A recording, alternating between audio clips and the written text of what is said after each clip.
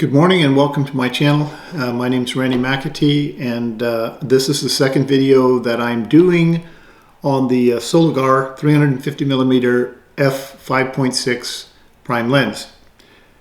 I did a first video which was done somewhat hastily and cobbled together that showed video images taken with this camera. I mounted it on a GH5 Mark II, and I took it to a local park and I did some videos and I put them up as samples of how the lens performs. However, I didn't do any post-processing or color adjusting or whatever, so I suppose they could have looked better. But I decided that because I liked the lens and enjoyed using it, that I would do a part 2. And in this part, what I'm going to do is show how the lens performs with still images. And I'm mounting it using a Fotassi M42 because it is a screw mount lens, M42 to micro four thirds, and I'm shooting with the GX85. Some of the images may be from a GH5, but that was the last time that I went out. That's how I went. Now, a couple things about the lens. If you're taking it out to shoot still images, obviously at 350 millimeters, mounted onto a micro four thirds camera, you're looking at 700 millimeters, and at that focal length, it's quite squirrely.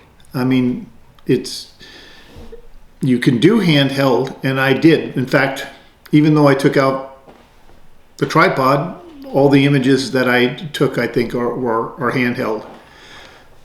But it is a little tricky, which gets me to my main point that about this lens is that I like it. And what I find is that if you want to get the best out of it, you have to practice with it, because nailing focus is not easy, especially if it's a moving object with a manual focus lens. In this day and age, most people are used to autofocus.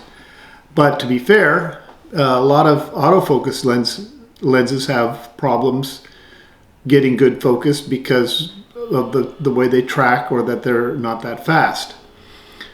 So it's a bit of a challenge, but I really enjoy the lens, and I find that the more you practice with it, the better you get at it.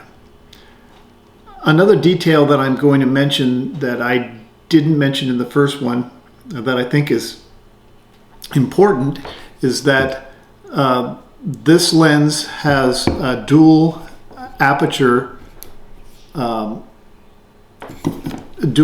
rings. Now, if you don't know what that means, it means there's two aperture rings, and so you set your main aperture ring. In this case, it's the forward one, the one in the front, and I'll see if it focuses on this as we go in closer. You set that main aperture ring where you want it. In this case, I have it on f16.